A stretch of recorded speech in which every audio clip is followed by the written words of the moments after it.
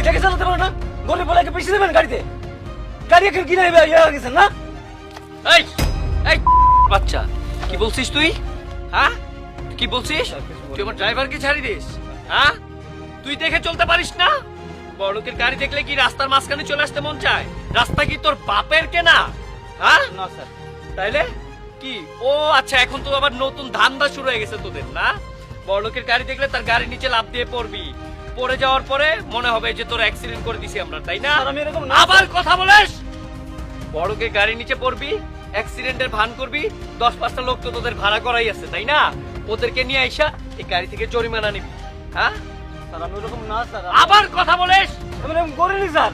আবার কথা বলিস? স্যার, স্যার আমি এরকম করিনি স্যার। আমি এরকম না স্যার। আর কোনোদিন যদি তোরে আমি দেখছি এই রাস্তার মাঝখানে গাড়ির সামনে চলে আসিস, ড্রাইভারকে বলবো পিছিয়ে দিয়ে চলে যেতে। আর স্যার, রাস্তার লোক শুধু শুধু ঝামেলা করার দরকার নেই। তুমি ওদেরকে চেনো না, এখন এটা ওদের ব্যবসা হয়ে গেছে। আরে স্যার, শুধু শুধু ঝামেলা করার কি দরকার? আপনি হয়তো ভুলে যাচ্ছেন আমাদের অফিসে একটা ইম্পর্টেন্ট মিটিং আছে, ওনার সাথে অযথা সময় নষ্ট করার দরকার নেই। হ্যাঁ, চলো।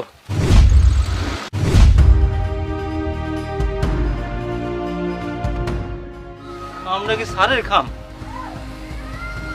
ও স্যার, স্যার, ও স্যার, স্যার এই যে স্যার,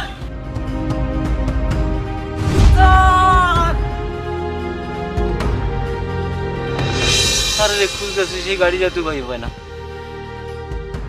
এটা কোনো জরুরি কাগজ কিনা তা কিনা জানে, স্যার তো আসেও না। আরে এই গাড়ি না? হ্যাঁ, মনে তো হচ্ছে।